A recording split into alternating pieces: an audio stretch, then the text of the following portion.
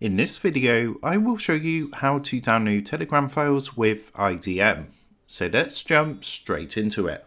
So here we are, as you can see. So the first thing you're going to want to do is open up the Telegram app on your PC or laptop. Next, what you want to do is come into the search box in the top left hand corner and you want to type the following, which is @getpubliclinkbot and then press enter. And what you want to do is choose one that's not got any sort of numbers or letters afterwards. So this one here, for example, where it's just @getpubliclinkbot. So what you want to do is click onto this and then come down and click start just down here. So now what you need to do is go ahead and find the file in the chat that you want to download with IDM. So what I'm going to do is just come back to one of my chats and you can see this picture here. So this is what we're going to use to download with IDM. So next to the file, you're going to see this little share button. If you actually click onto this and you're going to see the get public link bot here. So you want to click to send that across and then click send.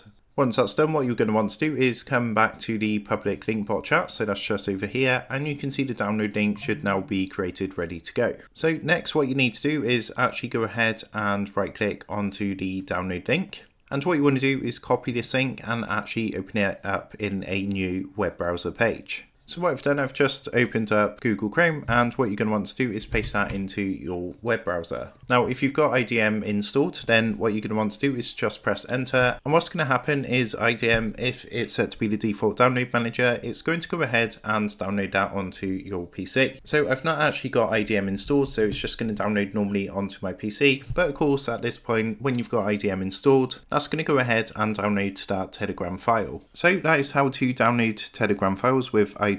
With that being said, I hope this tutorial did help you out today, and if this did help you out, I would really appreciate it if you was to consider dropping down below the video, leaving a like, and also subscribing to the channel. With that being said, I just want to take a minute to thank you guys for watching this quick tutorial, and I will see you in the next video.